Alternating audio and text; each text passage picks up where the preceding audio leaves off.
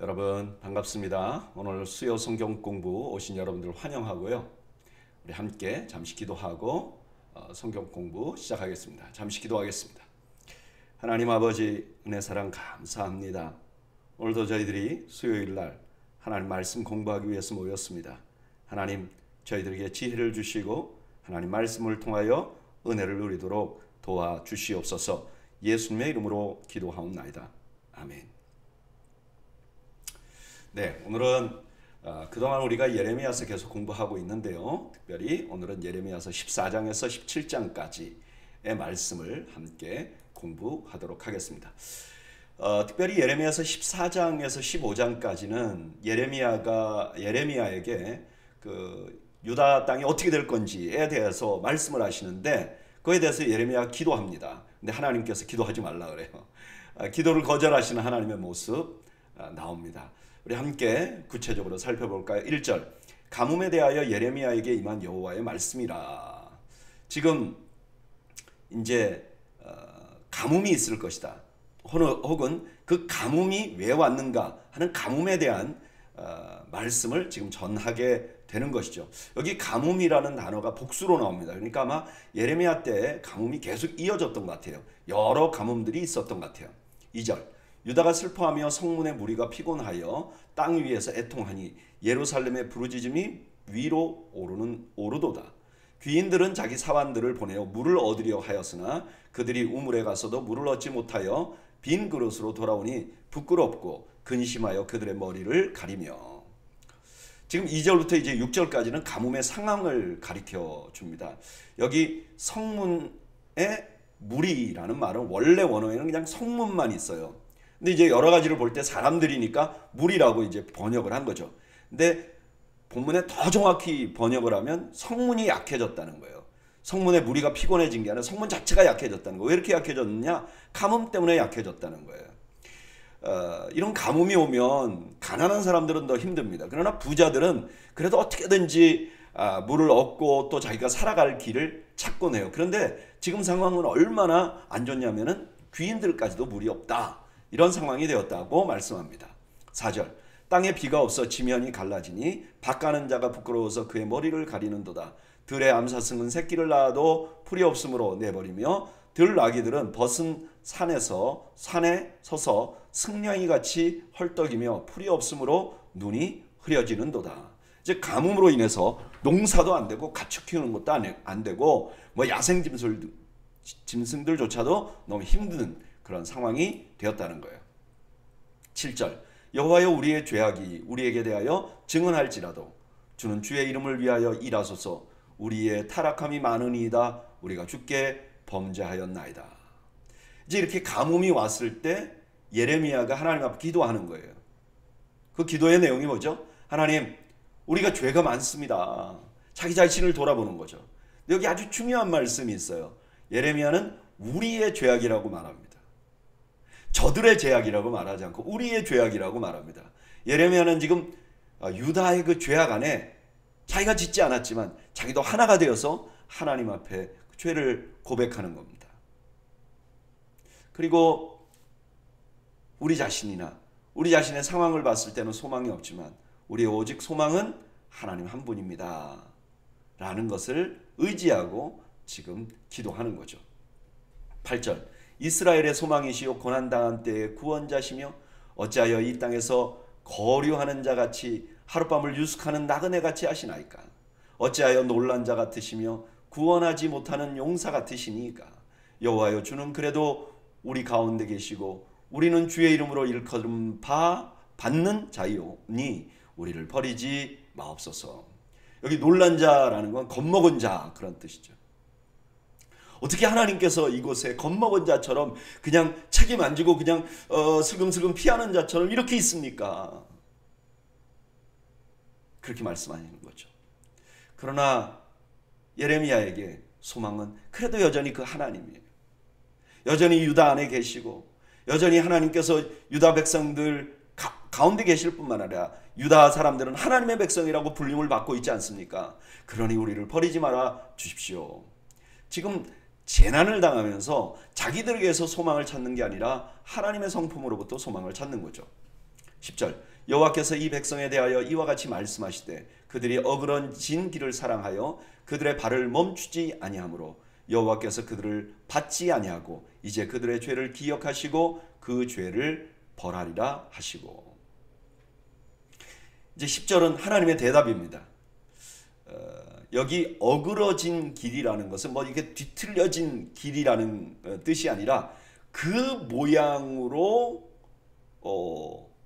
어떤 모양, 그 모양으로 걸어가는 길, 뭐 이런 의미가 있는 거예요. 그럼 그 모양이라는 건 어디에 나오는가? 그 전에 행인처럼 구는 걸 말합니다. 그러니까 하나님께서 그들을 구하지 않고 행인처럼 구는 이유는 그들이 하나님께 대해서 행인처럼 굴었기 때문이에요. 하나님 앞에서 뭐 아유 저분이 나의 아버지시요 나의 구원자시 이렇게 생각하는 게 아니라 저거 누구야 이렇게 보았기 때문에 하나님도 그렇게 하고 계시다는 거예요. 그리고 하나님께서 아주 단호하게 말씀하십니다. 11절 여호와께서 또 내게 이르시되 너는 이 백성을 위하여 복을 구하지 말라. 그들이 금식할지라도 내가 그 부르짖음을 듣지 아니하겠고 번제와 소제를 드릴지라도 내가 그것을 받지 아니할 뿐 아니라 칼과 기근과 전염병으로 내가 그들을 멸하리라. 기도 아무리 해도 하나님 받지 않겠다는 거예요. 이미 시간이 지났다는 거예요. 그리고 이 기근은 이제 더 큰 재앙의 시작일 뿐이다 라고 말씀하고 계십니다. 저는 오늘 이 본문을 준비하면서 거절감에 대한 생각을 해봅니다. 여러분, 거절당하는 것은 참 마음 아픈 일인 것 같아요.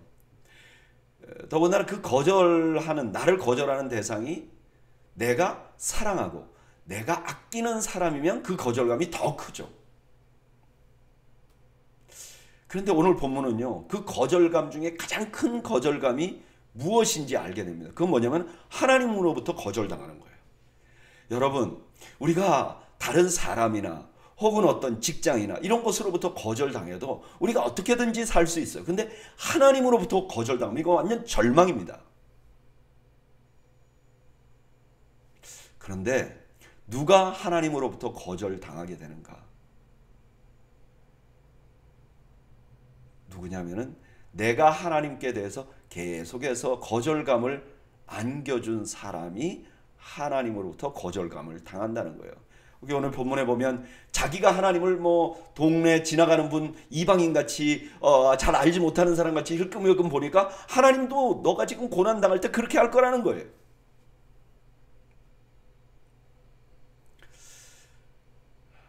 저는 이 말씀 묵상하면서 나는 하나님의 부름에 거절하고 있지 않는가? 나는 하나님을 거절하고 있지 않는가? 돌아봅니다. 여러분, 그렇게 되면 하나님도 나를 거절하실 거라고 경고하는 거예요. 저는 오늘 성경 공부 나오신 여러분들이 하나님의 부르심에 응답하는 여러분들 되시기를 바랍니다. 하나님의 감동에 아멘하는 여러분들이 되시기를 바랍니다. 하나님을 찾기 위하여 더 애쓰는 여러분들이 되시기를 주님의 이름으로 축복합니다. 이제 이 말씀을 들은 예레미야 13절 이에 내가 말하되 슬프도소이다. 주 여호와여 보시옵소서. 선지자들이 그들에게 이르기를 너희가 칼을 보지 아니하겠고 기근은 너희에게 이르지 아니할 것이라. 내가 이곳에서 너희에게 확실한 평강을 주리라 하나이다. 이 유다인들이 왜 하나님을 저렇게 힐끔힐끔 쳐다보고 외인처럼 생각하게 됐는가? 이유는 그 백성에게 있는 게 아니라 그들의 선지자들에게 있습니다. 이렇게 말씀하는 거예요. 아마 여기에 정확히 나와 있지 않지만 그 숨겨진 의미는 하나님 그러니까 이 백성은 용서해 주세요. 이렇게 말하는 거죠. 14절 여호와께서 내게 이르시되 선지자들이 내 이름으로 거짓 예언을 하도다. 나는 그들을 보내지 아니하였고 그들에게 명령하거나 이르지 아니하였거늘 그들이 거짓 계시와 점술과 헛된 것과 자기 마음의 거짓으로 너희에게 예언하는도다. 그 거짓 선지자 있는 거 그건 내 책임 아니야. 내가 보낸 자들 아니야. 이렇게 말씀을 하고 있는 거죠. 여러분, 우리가 참 중요한 게 있습니다. 그건 뭐냐면 우리가 신앙생활하면서 참 중요한 것은 거짓 선지자를 구별해내는 거예요. 거짓 메시지를 구별해내는 거예요. 이게 너무 중요하기 때문에 예수님께서도 여러 말씀하셨어요. 마태복음 7장 15절에서 16절 거짓 선지자들을 삼가라. 양의 옷을 입고 너희에게 나오나 속에는 노략질하는 일이라. 그들의 열매로 그들을 알지니 가시나무에서 포도를 또는 엉겅퀴 에서 무화과를 따겠느냐. 여러분, 우리는 선지자, 하나님이 보내진 메신저를 구분할 수 있어야 됩니다. 그러면 어떻게 구분할 수 있을까요? 예수님의 말씀에 의하면 그들의 전하는 말씀의 내용을 보면 먼저 알 수 있겠죠. 이들이 하나님의 말씀을 근거로 해서 말씀하고 있는가. 그리고 또 하나는 그들의 삶. 그리고 마지막에는 그들이 전한 메시지로 과연 누가 유익을 보는가. 그들이 보는가, 그 메시지를 들은 자들이 보는가. 사실 여기 거짓 선지자들은요, 자기들은 그때 선지자 노릇하면서 백성들에게 존경받았어요. 그러니까 자기들은 좋았던 거예요. 근데 결국은 백성들은 다 망하는 거죠. 이런 사람들 거짓 선지자라는 거예요. 저는 여러분들이 요즘 참 그 유튜브나 여러 가지 SNS 때문에 설교가 정말 난무하잖아요. 제가 요즘 이렇게 유튜브를 가끔 보면 이단 교회에서 이 설교를 내보내는데 꼭 기성 교회처럼 해서 내보내요. 그런 것들 분별 없이 듣다 보면 예레미야 당시 거짓 선지자들을 쫓던 이런 사람들처럼 될 수밖에 없는 거예요. 그럼 어떻게 되는가? 15절 그러므로 내가 보내지 아니하였어도 내 이름으로 예언하여 이루기를 칼과 기근이 이 땅에 이르지 아니하리라 하는 선지자들에 대하여 여호와께서 이와 같이 말씀하셨노라. 그 선지자들은 칼과 기근에 멸망할 것이요 그들의 예언을 받은 백성은 기근과 칼로 말미암아 예루살렘 거리에 던짐을 당할 것인즉 그들을 장사할 자가 없을 것이요 그들의 아내와 아들과 딸이 그렇게 되리니 이는 내가 그들의 악을 그 위에 부음이니라. 그 선지자들 뿐만 아니라 그 선지자들의 말씀을 따라가는 사람들까지 다 재앙을 겪는다는 거예요. 예수님께서는 이것을 이렇게 설명하셨어요. 그냥 두라. 그들은 맹인이 되어 맹인을 인도하는 자로다. 만일 맹인이 맹인을 인도하면 둘 다 구덩이에 빠지리라. 17절 너는 이 말로 그들에게 이르라. 내 눈이 밤낮으로 그치지 아니하고 눈물을 흘리리니 이는 처녀 딸 내 백성이 큰 파멸 중한 상처로 말미암아 망함이라. 내가 들에 나간즉 칼에 죽은 자여 내가 성읍에 들어간즉 기근으로 병든 자며 선지자나 제사장이나 알지 못하는 땅으로 두루 다니는도다. 저는 이 말씀을 준비하면서 굉장히 여러 번 읽었어요. 왜냐하면 말이 이해가 잘 안 돼요. 17절 너는 이 말로 그들에게 이르라. 하나님 말씀하시는데 갑자기 내 눈이 밤낮으로 그치지 아니하고 이럴 때 이 말은 예레미야 말 같단 말이에요. 도대체 이걸 어떻게 해석해야 되나. 근데 저 나름대로 볼 때는 17절 상반절 너는 이 말로 그들에게 이르라 이 말은 앞절 16절과 연관되어 있는 것 같아요. 이렇게 될 것이다. 선지자만 망할 게 아니라 너희도 망할 것이다. 너는 이 말로 그들에게 이르라. 이렇게 먼저 끝나고 그 다음에 그것을 본 예레미야는 눈물을 흘리게 되는 거예요. 파멸할 이스라엘을 보면서 눈물을 흘리고 있는 것이죠. 19절 주께서 유다를 온전히 버리시나이까. 주의 심령이 시온을 싫어하시나이까. 어찌하여 우리를 치시고 치료하지 아니하시나이까. 우리가 평강을 바라도 좋은 것이 없고 치료받기를 기다리나 두려움만 보이나이다. 여호와여 우리의 악과 우리 조상의 죄악을 인정하나이다. 우리가 주께 범죄하였나이다. 그런 상황을 듣고 났던 예레미야는 하나님 앞에 울며 간청합니다. 그리고 어찌하여 이렇게 하십니까? 라고 항변합니다. 그런데 예레미야의 다른 점은 그냥 항변만 하는 게 아니라 어떻게 이렇게 하나님 우리에게 이렇게만 하십니까? 라고 말하는 것만 하는 게 아니라 유다의 죄악을 인정하는 겁니다. 하나님 그렇습니다. 우리가 죄가 많습니다. 그냥 받아들이는 거죠. 21절 주의 이름을 위하여 우리를 미워하지 마옵소서. 주의 영광의 보좌를 욕되게 하지 마옵소서. 주께서 우리와 세우신 언약을 기억하시고 패하지 마옵소서. 이방인의 우상 가운데 능히 비를 내리게 할 자가 있나이까. 하늘이 능히 소나기를 내리게 할 수 있으리이까.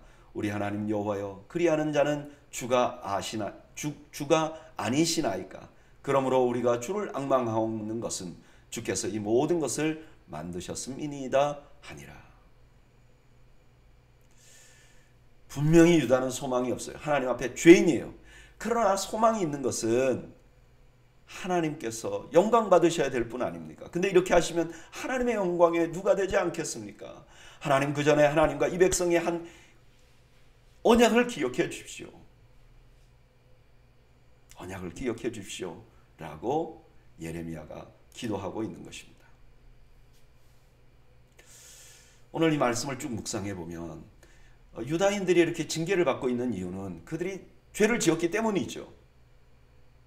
그런데 사실은 이들이 징계받은 이유는 당장 자기 입에 단 선지자들의 말에 현혹된 거기 때문에 그래요. 선지자들이 자기들이 듣고 싶은 말을 해주는 거예요. 지금 괜찮아요. 여러분 이렇게 가면 이제 복 받을 거예요. 이렇게 말하는 그 말에 현혹된 거예요. 그러다 보니까 그들이 하나님 앞에 벌을 받을 때 그 따르는 자들도 벌을 받게 되는 것이죠. 우리는 이런 상황에서 우리를 좀 돌아보면 좋겠어요. 나는 어떤 말씀에 반응하고 있는가? 내가 은혜 받고 있는 말씀은 무엇인가? 혹시 내가 가진 기대나 내가 선호하는 말을 설교자가 해줄 때 그 설교가 내 귀에 들어오는가? 아니면 불편하지만 나의 문제를 일깨워주고 하나님 말씀만을 전하는 설교에 나는 반응하고 있는가? 좀 우리를 돌아보면 좋겠어요. 저는 아주 개인적으로 좋은 설교는 어떤 설교인가? 내가 그 말씀을 듣고 나서 내가 하나님께 더 헌신하거나 내가 이건 오늘 말씀 들으니까 이렇게 해서는 안 되겠구나 회개하거나 하는 그런 기도 제목이 생기는 말씀이 참 좋은 말씀이라고 생각을 합니다.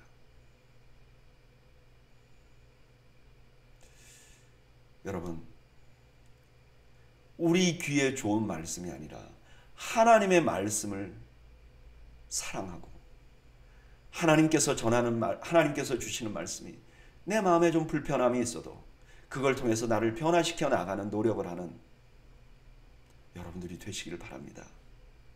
그것이야말로 어느 날 우리에게 가장 좋은 축복이었다는 것을 알게 되는 날이 올 것입니다. 15장 1절 여호와께서 내게 이르시되 모세와 사무엘이 내 앞에 섰다 할지라도 내 마음은 이 백성을 향할 수 없나니 그들을 내 앞에서 쫓아 내보내라. 모세는 다 아는 중보기도자죠. 사무엘은 기도하기를 쉬는 것은 죄라고 말했어요. 근데 이 둘이 기도해도 하나님이 듣지 않겠다는 거예요. 이것은 하나님께서 이스라엘 백성들의 그 상황에 대해서 기도하는 걸 듣지 않겠다고 하는 그런 단호한 말씀이기도 하지만 또 하나 모세와 사무엘이 진정한 중보자가 아니라는 것을 보여줍니다. 그들이 기도해도 안 돼. 그들은 진정한 중보자의 모형들이었다는 것을 알게 되는 거죠. 모형이 아니라 진정한 중보자였다면 다 들어주셨어야죠. 2절 그들이 만일 내게 말하기를 우리가 어디로 나아가려 하거든 너는 그들에게 이르기를 여호와께서 이와 같이 말씀하시니라. 죽을 자는 죽음으로 나아가고 칼을 받을 자는 칼로 나아가고 기근을 당할 자는 기근으로 나아가고 포로될 자는 포로됨으로 나아갈지니라 하셨다 하라. 여기 그들은 유대인들입니다. 그들은 하나님 앞에 원망하는 거예요. 하나님 어떻게 우리를 이렇게 합니까? 하나님 아주 냉정합니다. 너희들은 그렇게 가게 될 것이야. 3절 여호와의 말씀이니라 내가 그들을 네 가지로 벌하리니 곧 죽이는 칼과 찢는 개와 삼켜 멸하는 공중의 새와 땅의 짐승으로 할 것이며 유다 왕 히스기야의 아들 므낫세가 예루살렘에서 행한 것으로 말미암아 내가 그들을 세계 여러 민족 가운데 흩으리라. 내가 너희들을 징계하는 방법은 너무 많아. 그러면서 이렇게 징계한 이유는 므낫세가 저지른 죄 때문에 그래. 므낫세는요 정말 이방 종교를 열심히 섬겼던 사람이에요. 아버지 히스기야와 완전 정반대였던 사람이에요. 심지어 자식도 불로 집어넣는 그런 이방 제신 행위를 했던 사람이에요. 하나님께서 그를 기억하게 하고 그들의 죄로 너희들을 징계하겠다고 말씀하시는 거예요. 5절 예루살렘에 너를 불쌍히 여길 자 누구며 너를 위해 울 자 누구며 돌이켜 평안을 물을 자 누구냐. 여호와께서 이르시되 내가 나를 버렸고 내게서 물러갔으므로 내게로 내 손을 펴서 너를 멸하였노니 이는 내가 뜻을 돌이키기에 지쳤음이로다. 하나님이 이때까지 수도 없이 그들을 용서했다는 거예요. 그런데도 이스라엘 사람들이 하나님을 버렸다는 거예요. 그래서 이제 지쳤다는 겁니다. 7절 내가 그들을 그 땅 여러 성문에서 키로 까불러 그 자식을 끊어서 내 백성을 멸하였나니 이는 그들이 자기의 길에서 돌이키지 아니하였음이라. 여기 키로 까분다는 것은 심판을 의미합니다. 심판을 받아서 자식들이 없게 될 것이라고 경고하는 것입니다. 8절 그들의 과부가 내 앞에 바다 모래보다 더 많아졌느니라. 내가 대낮에 파멸시킬 자를 그들에게로 데려다가 그들과 청년의 어미를 쳐서 놀람과 두려움을 그들에게 갑자기 닥치게 하였으며 일곱을 낳은 여인에게는 쇠약하여 기절하게 하며 아직도 대낮에 그의 해가 떨어져서 그에게 수치와 근심을 당하게 하였느니라. 그 남은 자는 그들의 대적의 칼에 붙이리라. 여호와의 말씀입니다. 전쟁으로 인해서 남자들이 죽잖아요. 그런 상황을 말하는 거예요.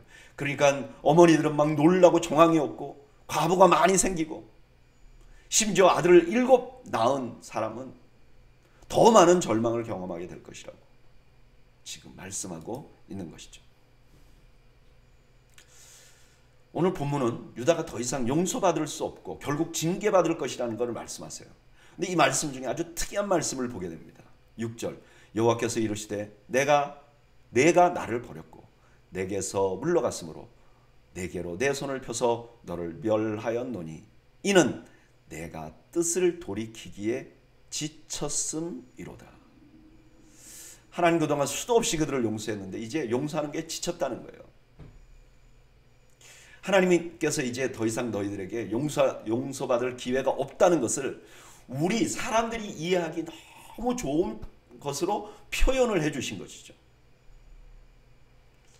저는 이 말씀을 묵상하면서 저를 좀 돌아봤어요. 그리고 하나님께서 나에게 참아주신 것은 몇 번이나 되는가 생각해 봤습니다. 정말 수도 없이 많았어요. 그걸 다 기억하다 보니까 하나님 앞에 용서해 달라고 하기도 송구했습니다. 여러분, 우리가 예레미야서 말씀, 이런 말씀 묵상하면 참 좌절되고 절망돼요. 어떤 때는 마음이 무거워요. 그런데 우리가 이런 말씀을 보면서 우리 자신을 한번 좀 돌아보는 기회로 삼으면 좋을 것 같아요. 그러면 이 말씀이 틀림없이 우리에게 축복의 말씀이 될 줄로 믿습니다. 나는 하나님께서 나에게 용서해 주신 것을 얼마나 많이 경험했는가. 나 자신을 한번 좀 돌아볼 수 있기를 바랍니다. 10절 내게 재앙이로다 나의 어머니여 어머니께서 나를 온 세계에 다투는 자와 싸우는 자를 만날 자로 나오셨도다. 내가 꾸어주지도 아니하였고 사람이 내게 꾸이지도 아니하였건만은 다 나를 저주하는도다. 이런 상황에서 하나님의 말씀을 전하고 있는 예레미야가 스스로에 대해서 말하는 겁니다. 와, 난 정말 재앙이야. 왜 사람들이 나를 이렇게 미워하지? 사람들이 전부 다 거짓 선지자에게 가고 지금 마음에 정말 찔림을 주는 예레미야는 다 미워하는 거예요. 그러니까 예레미야가 탄식하는 거죠. 정말 미치겠다 이렇게 말하는 거죠. 11절 여호와께서 이르시되 내가 진실로 너를 강하게 할 것이요 너에게 복을 받게 할 것이며 내가 진실로 내 원수로 재앙과 환난의 때에 내게 강구하게 하리라. 이런 예레미야의 탄식에 하나님이 대답하십니다. 너 내가 지켜줄 거야. 너를 강하게 할 거야. 그리고 너를 결국은 복받게 할 거야. 잘 참아. 12절 누가 능히 철 곧 북방의 철과 놋을 꺾으리요. 그러나 내 모든 죄로 말미암아 내 국경 안의 모든 재산과 보물로 값없이 탈취를 당하게 할 것이며 내 원수와 함께 내가 알지 못하는 땅에 이르게 하리니 이는 나의 진노의 맹렬한 불이 너희를 사르려 함이라. 그리고 예레미야에게 자기를 미워하던 사람들에게 이렇게 말하라고 말합니다. 너희들 결국 망하고 포로로 잡혀갈 것이다. 15절. 이제 다시 그 말을 들은 예레미야가 다시 탄식을 합니다. 15절. 여호와여 주께서 하시오니 원하건대 주는 나를 기억하시고 돌보시사 나를 박해하는 자에게 보복하시고 주의 오래 참으심으로 말미암아 나로 멸망하지 아니하게 하옵시며 주를 위하여 내가 부끄러움을 당하는 줄을 아시옵소서. 내가 지금 주님 때문에 이런 어려움을 당하고 있습니다. 그러니까 그들을 좀 보복해 주십시오. 이렇게 구하고 있는 것이죠. 16절. 만군의 하나님 여호와시여 나는 주의 이름으로 일컬음을 받는 자라. 내가 주의 말씀을 얻어 먹었사오니 주의 말씀은 내게 기쁨과 내 마음의 즐거움이오나 내가 기뻐하는 자의 모임 가운데 앉지 아니하며 즐거워하지도 아니하고 주의 손에 붙들려 홀로 앉았사오니 이는 주께서 분노로 내게 채우셨음이니이다. 예레미야가 이렇게 말하는 거예요. 하나님, 내가 말씀 받았잖아요. 하나님 주신 거 받았잖아요. 그거 전했잖아요. 근데 전했더니 그냥 사람들이 나를 싫어하고 나는 늘 외로워요. 결국은 그러니까 하나님이 나한테 화나신 거 아닙니까? 나를 분노의 대상으로 만들고 계시는 거 아닙니까? 이렇게 말하는 거예요. 18절. 나의 고통이 계속하며 상처가 중하여 낫지 아니하면 어찌 됨이니까? 주께서는 내게 대하여 물이 말라서 속이는 시내 같으시니까. 자기가 나아질 기미가 안 보이는 거예요. 그 고통이. 아마 나중에도 오겠지만 이때 예레미야가 진짜 육체의 고통을 아픔이 있었는지 질병이 있었는지 아니면 이런 상황이 계속 자기에게 고통이 되었는지 모르지만 어쨌든 자기가 계속해서 고통당하는 거라는 거예요. 하나님이 자기에게 진노한 거라는 거예요. 진노한 것 같이 느껴진다는 거예요. 그리고 이렇게 말해요. 물이 말라서 속이는 시내. 이거 뭐죠? 시내라는 물 이렇게 흐르는 데가 있으면 거기 물이 있을 거라고 생각하잖아요. 근데 가보니까 물이 없어요. 야, 속았네. 마찬가지로 지금 예레미야가 하나님의 말씀을 이렇게 전하면 이게 은혜가 흐를 거라고 생각을 했는데 은혜가 흐르는 게 아니에요. 지금 오히려 고난이 막 흘러요. 그러니까 야, 내가 지금 하나님 앞에 속았나? 이렇게 생각이 된다는 거예요. 참 예레미야도 이렇게 말씀하십니다. 여러분. 19절. 여호와께서 이와 같이 말씀하시되 내가 만일 돌아오면 내가 너를 다시 이끌어 내 앞에 세울 것이며 내가 만일 헛된 것을 버리고 귀한 것을 말한다면 너는 나의 입이 될 것이다. 그들은 내게로 돌아오려니와 너는 그들에게로 돌아가지 말지니라. 하나님께서 듣다가 예레미야에게 너 그렇게 하지 마. 회개해. 이렇게 말씀하시는 거예요. 그리고 나서 다시 말해요. 다른 선지자들처럼 네가 사람들이 좋아하는 말이 아니라 내 말씀만 전하면 너는 내 입이 될 거야. 나중에 그들이 너를 찾을 거야. 그런데 그때도 너는 그들과 타협하면 안 돼. 하나님께서 예레미야에게 단호하게 말씀하시는 것이죠. 20절. 내가 너로 이 백성 앞에 견고한 놋 성벽이 되게 하리니 그들이 너를 칠지라도 이기지 못할 것은 내가 너와 함께하여 너를 구하여 건짐이라. 여호와의 말씀이니라. 내가 너를 악한 자의 손에서 건지며 무서운 자의 손에서 구원하리라. 하나님께서 예레미야를 불평하고 있는 예레미야를 위로하고 있는 것입니다. 저는 이런 말씀 보면요 참 은혜가 돼요. 왜냐하면 예레미야의 연약한 부분이잖아요. 아니 세상에 그렇게 정말 우리 모두가 저분이야말로 저렇게 어려운 가운데서 진짜 하나님 말씀을 전한 저 예레미야. 그런데 그 예레미야조차도 지금 연약한 부분이 있는 거예요. 결국 예레미야가 계속 사역을 할 수 있었던 건 하나님의 위로 때문이었죠. 이런 말씀은 참 은혜가 되는 것 같아요. 저도 목회자로 살아왔잖아요. 아주 어렸을 때부터 목사가 돼서 목회자로 계속 살아와서 이제 지금쯤 되면 이게 굉장히 강한 무슨 만난이 와도 괜찮은 그런 목회자가 될 것 같은데 생각해보면 참 너무 연약해요. 지금도 참 연약하고 예전에도 연약하고 그래서 이런 것 때문에 참 죄책감이 있어요. 참 내가 연약하구나. 근데 오늘 본문을 보니까 예레미야도 연약해요. 그런데 그 예레미야가 연약함에도 불구하고 사역을 할 수 있었던 건 하나님 때문이죠. 하나님의 위로 때문이죠. 저도 연약해요. 그래서 저도 늘 하나님의 위로와 도우심이 필요합니다.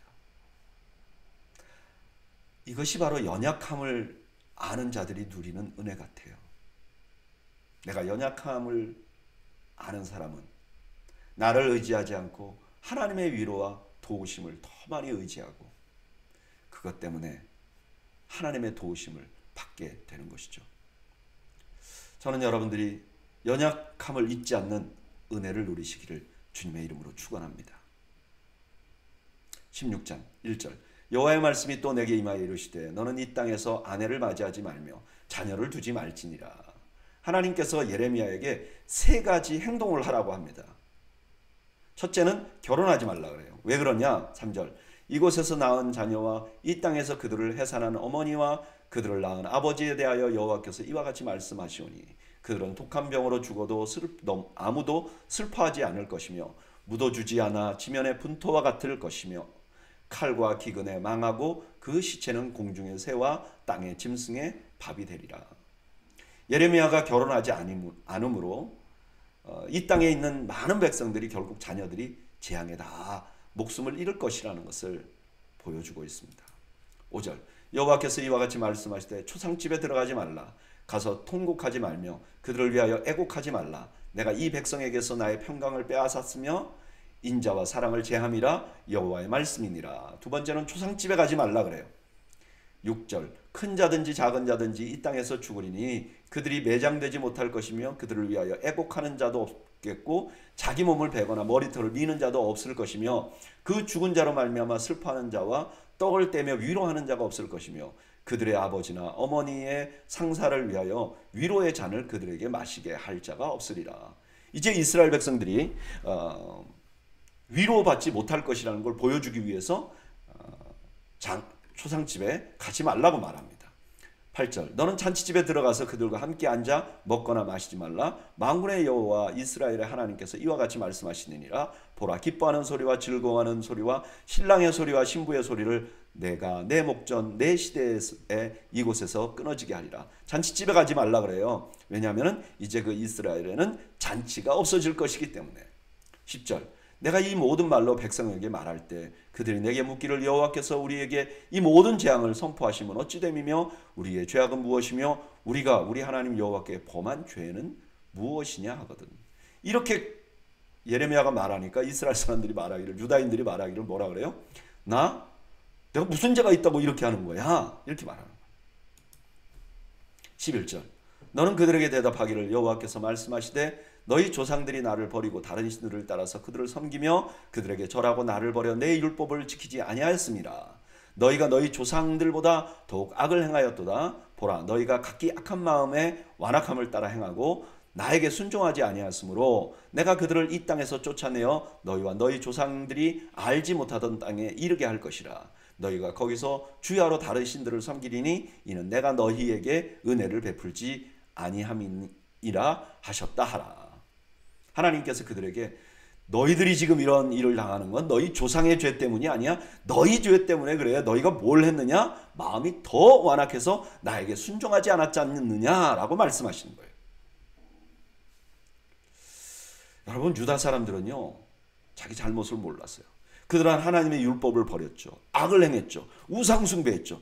그럼에도 불구하고 자기들이 무슨 징계받을 일을 했느냐고 말하는 거예요. 자기 죄에 대한 관용, 자기에 대한 너그러움이 결국 그들을 망하게 한 거예요. 여러분 이런 성향은 우리에게도 있을 수 있습니다. 자기에게 한없이 너그러운 성향. 우리는 이것을 자기애라고 부릅니다. 여러분 자기애는 자존감과는 다른 겁니다. 자존감보다는 오히려 자존심하고 더욱더 관계가 있는 것 같아요. 자기애는 자기만을 사랑하고 자기만을 높이는 거예요. 그런데 이런 자기애가 우리를 망하게 할 수 있어요. 여러분 우리는 우리 자신에게 좀 엄격해야 합니다. 이것만이 우리가 살 수 있는 길이에요.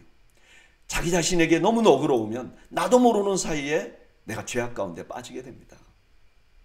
여러분, 크리스찬은요, 다른 사람들에게는 넉넉하고 나에게는 인색하고 나에게는 엄격한 사람이 되어야 하는 것입니다. 그래서 예수님도 뭐라 그랬죠? 내 눈이 범죄하면 눈을 뽑아버리라 그랬잖아요. 이것이야말로 진정으로 나를 사랑하는 일입니다. 14절 여호와의 말씀이니라. 그러나 보라, 날이 이르리니 다시는 이스라엘 자손을 애굽 땅에서 인도하여 내신 여호와께서 살아계심을 두고 맹세하지 아니하고 이스라엘 자손을 북방 땅과 그 쫓겨났던 모든 나라에서 인도하여 내신 여호와께서 살아계심을 두고 맹세하리라. 내가 그들을 그들의 조상들에게 준 그들의 땅으로 인도하여 드리리라. 하나님께서 그들의 죄악을 딱 말씀하시고 나서 갑자기 소망의 말씀을 주십니다. 너희들 출애굽한 것 기억하지? 출애굽한 것 같이 이제 너희는 포로에서 돌아올 거야. 이렇게 말씀하신 거죠. 16절 여호와의 말씀이니라. 보라, 내가 많은 어부를 불러다가 그들을 낫게 하며 그 후에 많은 포수를 불러다가 그들을 모든 산과 모든 언덕과 바위 틈에서 사냥하게 하리니 이는 내 눈이 그들의 행위를 살펴보므로 그들이 내 얼굴 앞에서 숨기지 못하며 그들의 죄악이 내 목전에서 숨겨지지 못함이라. 그들은 철저하게 징계를 받을 거예요. 왜냐하면 하나님께서 그들의 행위를 샅샅이 알기 때문에 그래요. 18절 내가 우선 그들의 악과 죄를 배나 갚을 것은 그들이 그 미운 물건의 시체로 내 땅을 더럽히며 그들의 가증한 것으로 내 기업에 가득하게 하였습니다. 그들이 여기 미운 물건이라는 것은 우상을 말하죠. 우상을 왜 시체라 그랬느냐? 움직이지 못하니까. 그들이 우상을 갖다가 그 온 땅에 퍼지도록 해서 우상의 시체가 그냥 하나님이 그들에게 준 기업에 가득하게 했다는 거예요.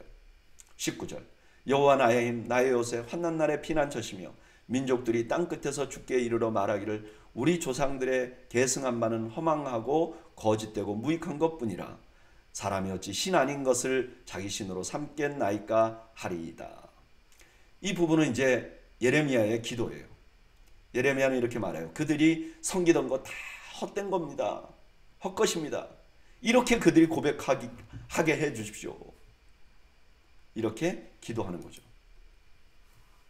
21절 여호와께서 이르시되 보라, 이번에 그들에게 내 손과 내 능력을 알려서 그들로 내 이름이 여호와인 줄 알게 하리라. 하나님께서 하신 응답은 뭐냐? 이방인들에게도 하나님을 알리는 기회로 삼을 것이라는 거예요. 지금 하나님께서 유다를 이방인들을 들어서 칠 건데 이게 유다인들에게는 징계가 되지만 이것이 또 이방인들에게는 하나님을 알리는 기회로 삼을 것이라고 말하는 거예요. 이건 실제로 다니엘서에서 일어났죠. 자, 오늘 본문에서는요, 하나님께서 유다가 망해야 될 것을 분명히 말씀하세요. 왜 그렇게 망해야 되는지. 그런데 결국 나중에서는 포로에서 회복될 것이라는 말씀을 합니다. 그리고 나서 그 다음에 유다가 망할 때는 그 망한 것은 어떤 역사가 일어나는가? 그들이 그렇게 망하게 될 때 이방인들이 하나님을 알게 될 것이라고, 그렇게 되게 해달라고 기도합니다. 참 놀랍죠. 이런 유대인과 이방인 사이의 관계를 다 본 바울은 이렇게 고백합니다. 로마서 11장 33절 깊도다 하나님의 지혜와 지식의 풍성함이요 그의 판단은 헤아리지 못할 것이요 그의 길은 찾지 못할 것이로다. 우리는 다 모른다는 거예요. 하나님이 지금 이렇게 하는데 이게 우리에게 어떤 일이 일어날지 모른다는 거예요. 그래서 사도 바울이 깊도다 하나님의 지혜와 지식의 풍성함이. 저는 바둑을 둘 줄은 모릅니다. 근데 이제 어떻게 두는지에 관한 이야기는 들어봤어요. 다른 분들에게 이제 들어봤죠. 그런데 바둑을 두면 그렇다고 그래요. 하수는요 고수가 하는 거를 이해를 못한대요. 저 돌을 왜 저기다 두었지? 이해를 못한대요. 근데 나중에 보면 고수는 이렇게 두면 저 사람이 이렇게 하겠지, 저 사람이 이렇게 하면 이렇게 하겠지, 이거 다 계산해서 거기다 한 돌을 놓는다는 거예요. 마찬가지로 우리는 하나님의 일을 다 이해할 수 없어요. 내게 일어나는 일, 다른 사람에게 일어나는 일 다 이해할 수가 없어요. 그래서 섣부르게 판단하면 안 돼요. 섣부르게 좌절해서도 안 되고 섣부르게 원망해서도 안 돼요. 우리는 오직 할 수 있는 일이 하나님을 신뢰하는 거예요. 저는 여러분들이 하나님을 끝까지 신뢰하는 은혜를 누리시기를 바랍니다. 어떤 상황에서도 하나님은 하나님의 놀라운 지혜와 계획으로 이 땅을 운행해 나갈 것입니다. 여러분, 하나님을 신뢰하시기 바랍니다. 17장, 유다의 죄는 금강석 끝 철필로 기록되되 그들의 마음판과 그들의 제단 뿔에 새겨졌거늘 그들의 자녀가 높은 언덕 위에 푸른 나무 곁에 있는 그 제단과 아세라들을 생각하는도다. 아까 16장 10절에서 우리의 죄가 무엇입니까? 이렇게 말합니다. 그랬더니 오늘 본문에서 증거를 제시하는데 그게 뭐냐? 너 마음이 증거야? 그리고 이방인을 섬겼던 제단들이 증거야 라고 말하는 거죠. 3절, 들에 있는 나의 산하 내 온 영토의 죄로 말미암아 내가 내 재산과 내 모든 보물과 산당들로 노략을 당하게 하리니 내가 내게 준 내 기업에서 내 손을 뗄 것이며 또 내가 너로 하여금 너를 알지 못하는 땅에서 내 원수를 섬기게 하리니 이는 너희가 내 노를 맹렬하게 하여 영원히 타는 불을 일으켰음이라. 여기 산은 예루살렘 성전이 있는 모리아 산을 의미해요. 그들의 영토 전체에서 우상을 숭배했잖아요. 그러니까 그것 때문에 이때까지 이 유대인들이 이 예루살렘 성은 우리의 것이야. 그리고 이런 그 예루살렘 안에 성전의 그 풍요로움 이런 거 다 우리의 것이야 라고 생각했는데 이게 노략질 당할 거라는 거. 왜요? 그것이 원래 하나님이 준 것이잖아요. 하나님이 그것을 줬는데 이 사람들은 우상을 계속 숭배하니까 하나님이 그래? 그럼 내가 가져갈게. 이렇게 하시겠다는 거예요. 너희들은 손대. 이렇게 하시겠다는 거예요. 5절, 여호와께서 이와 같이 말씀하시느니라. 무릇 사람을 믿으며 육신으로 그의 힘을 삼고 마음이 여호와에게서 떠난 그 사람은 저주를 받을 것이라. 그는 사막의 떨기나무 같아서 좋은 일이 오는 것을 보지 못하고 광야 건조한 곳 건건한 땅 사람이 살지 않는 땅에 살리라. 여기 사람을 믿는다는 것은 그냥 신뢰한다 그런 뜻이 아니라 그를 하나님처럼 의지한다 이런 뜻이 있어요. 아마 유다가 망할 때쯤 애굽에 의지했던 것들 이런 것들을 경고하시는 것 같아요.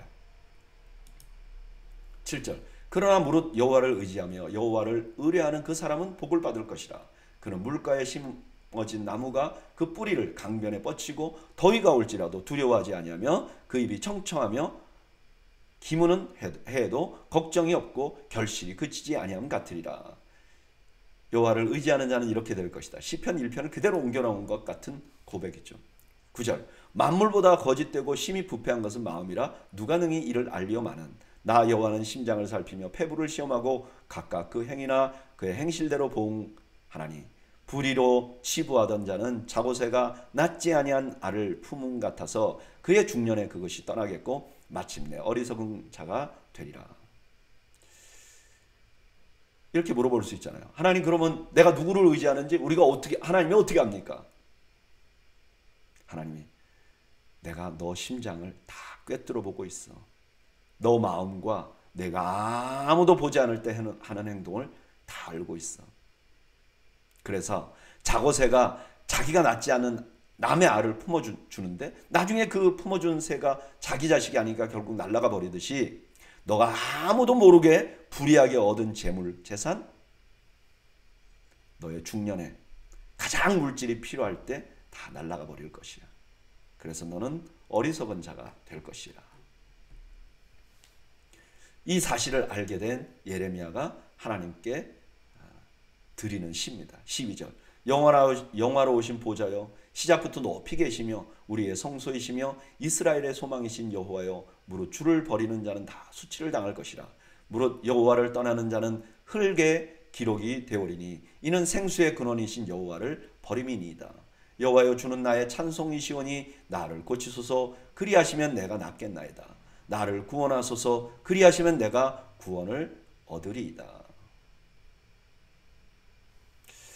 하나님만이 치료가 가능하신 분이라고 고백을 하는 것이죠. 하나님, 나를 고치소서. 그러면 내가 낫겠나이다. 이게 징계받는 자의 희망이죠. 지금 나를 징계하시는 분이 하나님이시라도 그러나 여전히 우리에게 소망이 있는 것은 그 하나님은 나를 또한 치료도 하실 수 있기 때문에 그래요. 15절 보라 그들이 내게 이르기를 여호와의 말씀이 어디 있느냐 이제 임하게 할지어다 하나이다.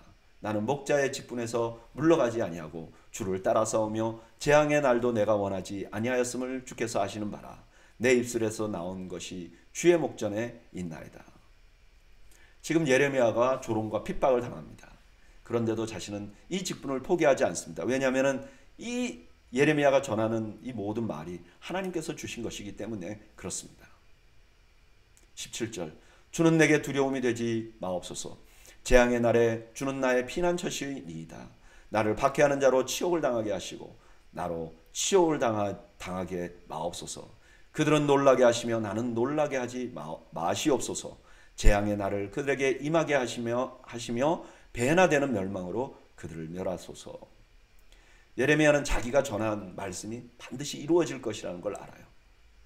지금 자기를 조롱하는 그들이 결국은 치욕을 당한다는 걸 알게 돼요.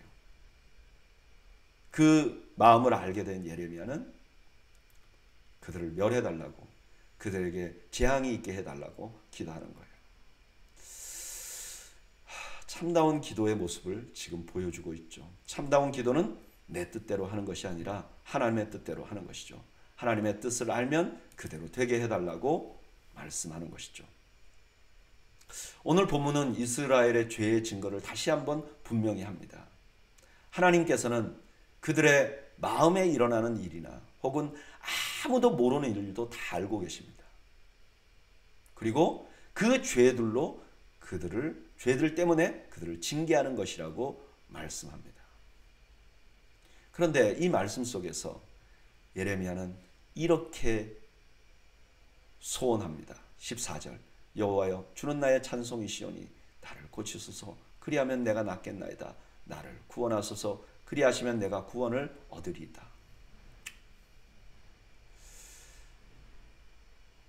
중한 질병 같은 상태가 된 유다가 결국 하나님께서 하시고자 하시면 고치실 수 있다는 것을 믿고 구하는 것이죠.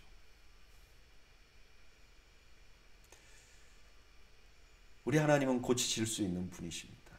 의사이십니다. 그래서 우리 주님께서 자신을 이렇게 소개한 것입니다. 누가복음 5장 31절 32절 예수께서 대답하여 이르시되 건강한 자에게는 의사가 쓸데없고 병든 자에게래야 쓸데있느니라. 내가 의인을 부르러 온 것이 아니요 죄인을 불러 회개시키러 왔노라. 이 말은 주님이 단순히 병을 고칠 수 있는 분이라는 걸 말할 뿐만 아니라 우리 주님께서 바로 이 예레미야 시대의 하나님, 삼위일체 하나님 중에 한 분이라는 것을 지금 선언하고 계신 거예요. 여러분, 우리가 믿고 있는 하나님은 우리를 치료하실 수 있는 분이십니다. 어떤 질병이라도 치료하실 수 있고 어떤 상태에도 고칠 수 있습니다. 그래서 우리에게 치료가 필요한 영역을 하나님께 아뢰면 좋겠어요. 망가진 마음, 살아오면서 우리 상처 많이 받잖아요. 깨어진 관계, 우리 살아오면서 점점 깨진 관계가 많아지잖아요. 또 우리가 잊고 싶은 상황, 내 마음에 깊은 상처로 남아있는 일들, 이거 갖고만 있지 마세요. 그럼 우리 모두가 더 병듭니다. 우리 주님은 의사십니다. 우리 주님 앞에 내어놓으세요. 그러면 주님께서 우리를 치료해 주실 수 있는 줄로 믿습니다. 저는 여러분들이 우리 하나님의 이 치료를 경험하는 축복이 있기를 주님의 이름으로 축원합니다. 이제 마지막 19절 여호와께서 내게 이와 같이 말씀하시되 너는 가서 유다 왕들이 출입하는 평민의 문과 예루살렘 모든 문에 서서 무리에게 이르기를 이 문으로 들어오는 유다 왕들과 유다 모든 백성과 예루살렘 모든 주민인 너희는 여호와의 말씀을 들을지어다. 이제 19절부터 27절까지는 안식일을 지키라고 하는 말을 해요. 자, 21절 여호와께서 이와 같이 말씀하시되 너희는 스스로 상가서 안식일에 짐을 지고 예루살렘 문으로 들어오지 말며 안식일에 너희 집에서 짐을 내지 말며 어떤 일이라도 하지 말고 내가 너희 조상에게 명령한 것 같이 안식일을 거룩히 할지어다. 그들은 순종하지 아니하며 귀를 기울이지 아니하며 그 목을 곧게 하여 듣지 아니하며 교훈을 받지 아니하였느니라. 안식일 규정은 유대인들에게 아주 가장 기초적인 율법입니다.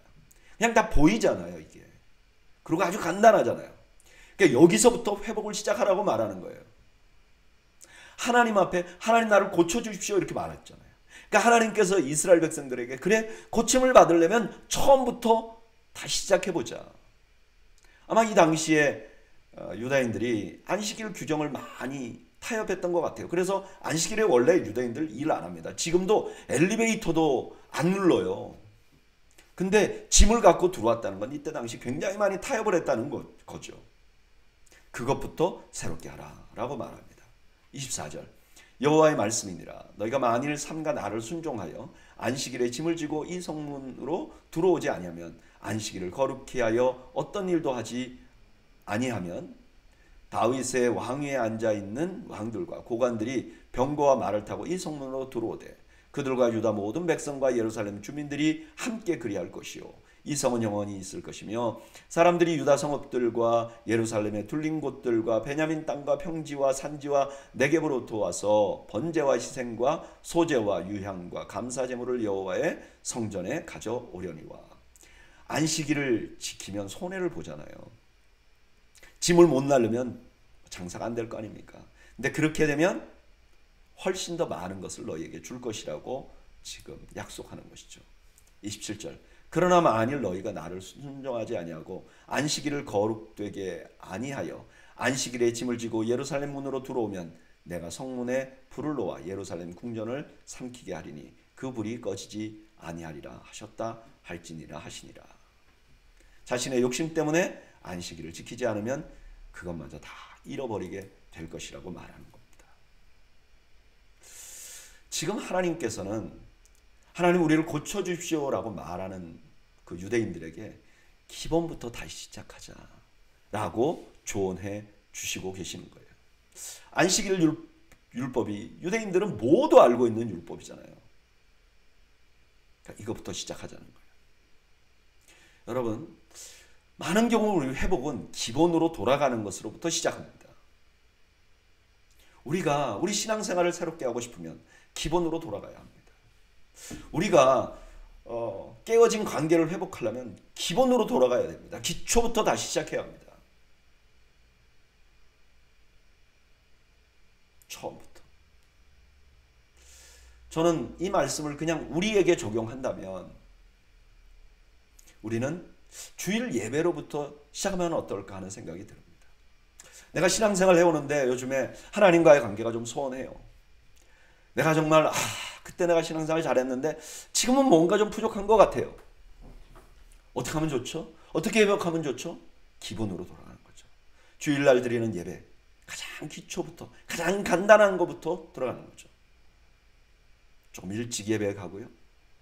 예배 때 드리는 기도와 찬양과 또 말씀 들을 때 주목해서 듣고요. 그러면 여기서부터 변화가 시작돼서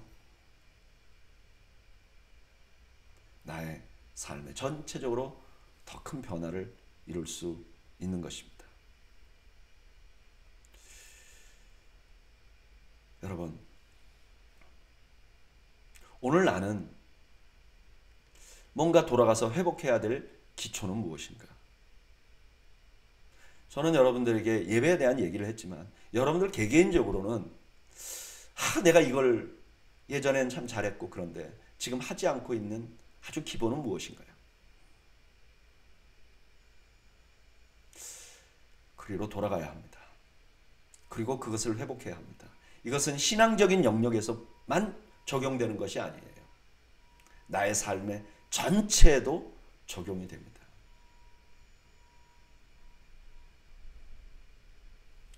나의 삶이 달라지려면 어떻게 해야 되는가?